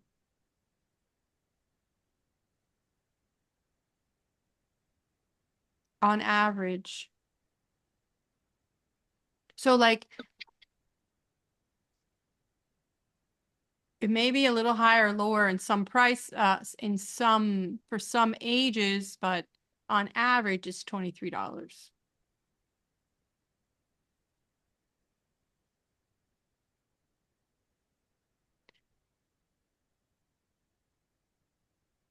And I'll erase those. Okay.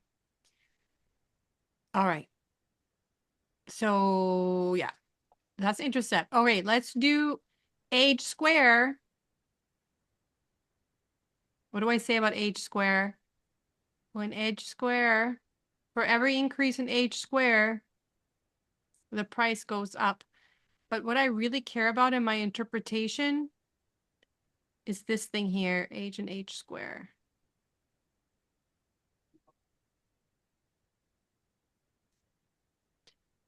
Okay, so because we have a theory about how age should be, and we saw it in the scatter plot, A of that formula should be, that coefficient for age square should be a positive. And let me see, what else did I say in model here? So you say, yes, it's positive. And it's kind of weird to interpret, but you say for every unit, you know,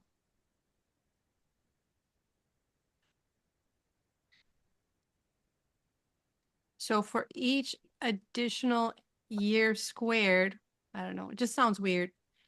I guess you just want it to be positive, and I don't know. I don't interpret it. It's my habit. That's what we really want. And I said here, there is a curve relationship between age and price holding 1 over odometer. Okay.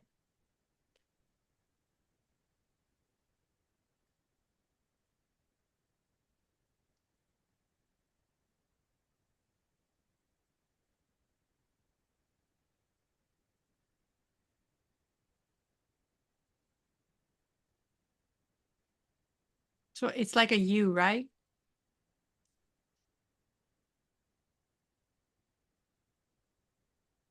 Curve relations, it's U-shaped. More like a half moon. But it's curved. No, because a moon is like on the side, but this is like, I know it's a U. It's a U shape. Curve relationship U shape between, I guess, yeah, from the scatter plots, I guess that makes sense. There's a U shape relationship between age and price. Holding ln odometer constant. Okay, and then we go to log odometer. Now, here's the thing. This is the new thing. For log odometer, we say natural log of odometer. We interpret this as for each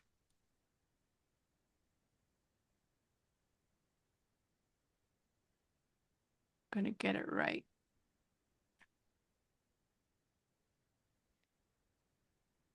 So now you interpret for percentage increase, okay? When you take the natural log, it's a percentage change. Okay, that's what it's giving you. Log of X is interpreted as a percentage change in X. And you say, for each percentage change in odometer,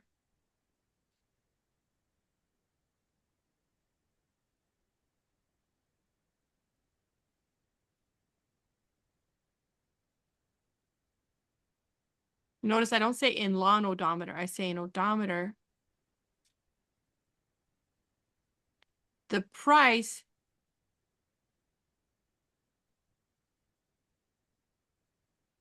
does it decrease or increase? Decrease. Right, I think Maria already told us. Okay, yeah, decreases because it's a negative. Carlos told us too. The price decreases by, you have to take that number.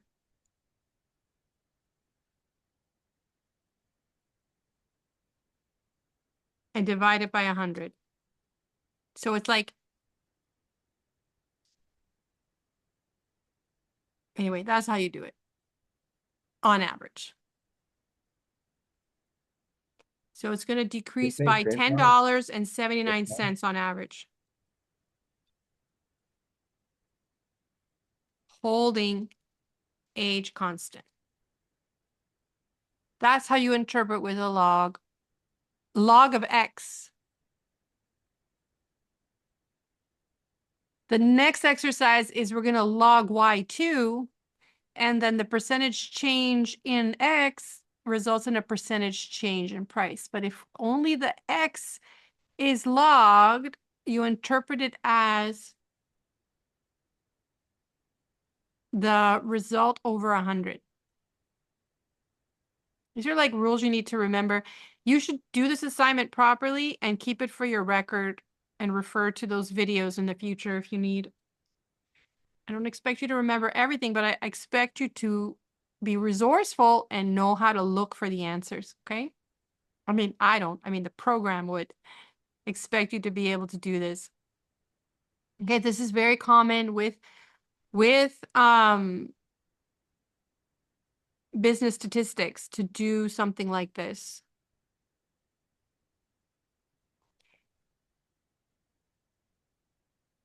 You guys got it? So if you have a log of an X variable, that's how you interpret it.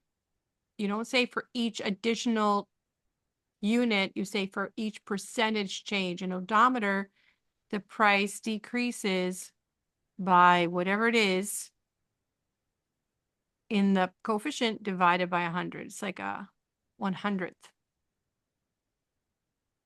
And they explain that in the video about what's happening to the scale when you log a value. You're diminishing the scale. There's an explanation there if you remember. All right. So let's do the residual plots. See if we're any better off. And obviously we're not, because we still have 5 models to go, or 4 more models, or 5 models to 8. So let's see the data analysis again. Bring up the same thing and just ask for the residual plots and give it a name. Oops, what happened? I lost it. Oh, because I'm on the wrong thing. Wait, I got to go back to the, it's not going to do it there. I have to go back to the data. My data is in JBob. So I'm going to do it here. Data analysis, regression, and residual plots.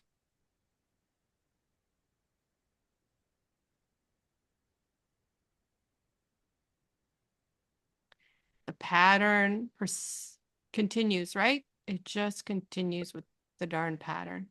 So there's still variables that I'm missing. I'm missing variables. I'm improving in terms of the R square. See this here? This is good. This is all scattered around. There's not really a pattern here. But then for larger ages, we're still missing something. We still need something for the model. So what we're going to do is log the price. That's the next step, I think. Let me see. Let's go back to my model 4. Yeah, that's what we're going to do next in model 4. Model 4, we're going to log the price. You guys want to do one more and then go? Or Okay. you want to do this on your own? We're going to log the price. You have time? No. I like 5 minutes, I can do it. Okay, let's see. Let me just show you what I'm staring at. So I went back. I'm going to post this up. Right, so we did model 3. Now we're on model 4. We're going to log the price. Otherwise, this stays the same.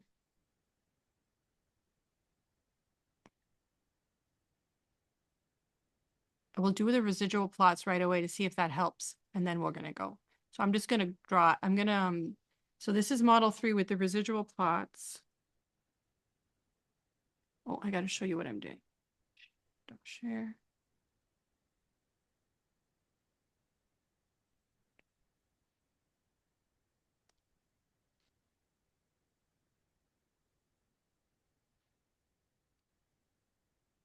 Okay. And go back to the data JBob. And I'm going to create a column right beside price. I'm going to insert and call it LN price. And I'm going to create it by equals LN and touch price cell and close. And then like that. So look what it does to the values. They're they're closer together, right? It converts the scale completely. And this can, remember that curve shape that we saw, this will straighten out the curve shape. The idea. And get us back to a linear relationship. So what we're going to do next is, you ready? Yeah.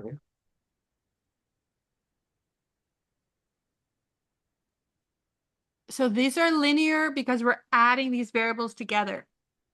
Obviously, h squared is not linear, right?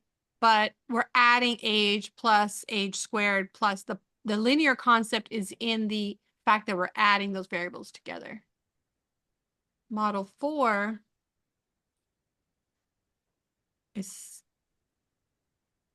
it's going to try and straighten things out.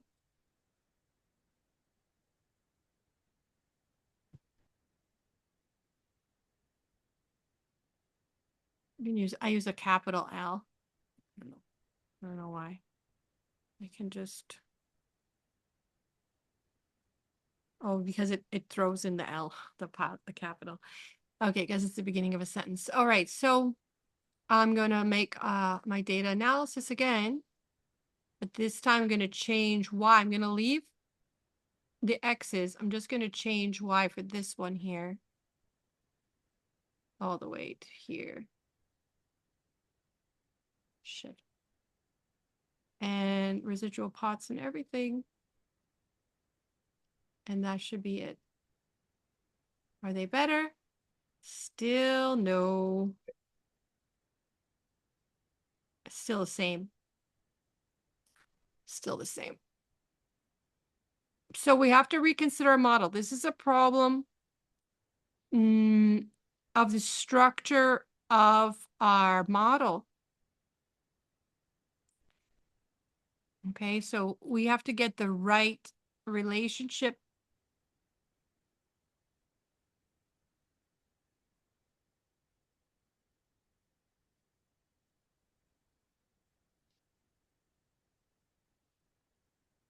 We need the right structural form. We're struggling with the structural form.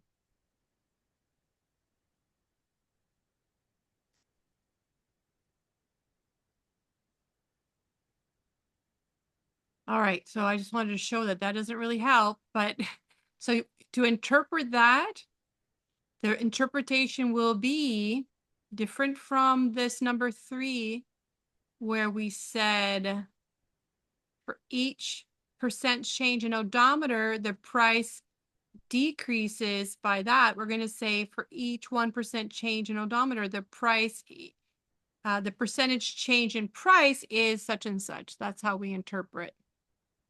So let's see if it's a positive or negative. Oh, something's wrong here. No, I don't think this is the right, because look, I don't have the lawn odometer. Okay, let's redo that. That's better, because I really want to improve our drawing. Let me do it one more time. Because it didn't use log odometer, it just used odometer. Let me delete this.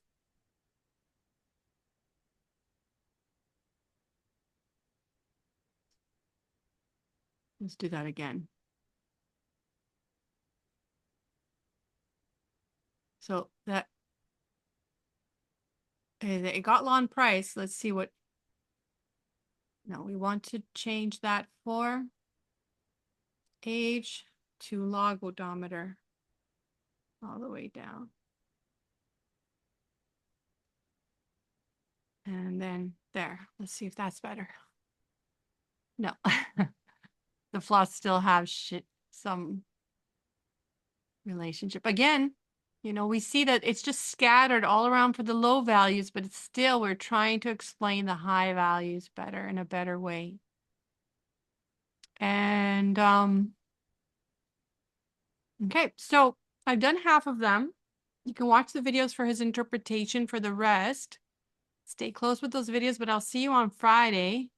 Remembering that I want you to do all of these. So if you guys can try, at least make the sheets, you know, create all the sheets. You can ask me if you have trouble on creating any of these models in Excel.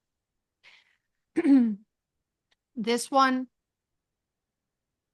actually, here, what we do is we divide, rather than using a continuous variable for age, we convert age into a categorical variable. That's why I call it age cat. It has nothing to do with cats. It's just that it's categorical. This is really important, that now you're going to learn how to use or create a categorical variable, which is common in kind of survey data. That's what you have. You have categorical variables. So we want to talk about interpreting those. And then this one, which is also a nominal variable, pink slip. And then here in model 7, we have an interaction term with the higher age. So we're trying to explain the fact that at higher ages, the behavior is different than at lower ages. And it's not just so simple. It's not just a curvilinear relationship. And then here And we're going to talk about that too. All right. So try and create these models. Get do the best you can in creating the sheets in Excel, and then we can talk about your findings. Any questions for me? Richard, tú tienes el correo electrónico tuyo en el profile. Yo no En el- lo Sí, en tu mi correo profile, electrónico, sí. Está en tu Richard, profile de los estudiantes. sí, You guys can see each other's contact information in Moodle? Oh, he put it in the chat. Ok. Richard, I'm counting on you. Cuento contigo. Please. Si We don't- tiene tiempo para ayudarles. Sí. Si tienes tiempo. Thank you, professor. Estamos, entonces, nos vemos viernes. Si me necesitan, buenas Gracias, noches. profesor. A las 4, Thank ¿verdad? you, Professor. A las 4. It's not required, but if you need the help. Yeah, we will need it. Well, I trust Richard. Cuento con. Yeah, we're gonna try Richard too. Chad, you have a meeting with me on Wednesday. Okay. I will pay you a lunch. Okay, that's nice. That's nice. Ciao. Ciao. Good night. Good night. Okay.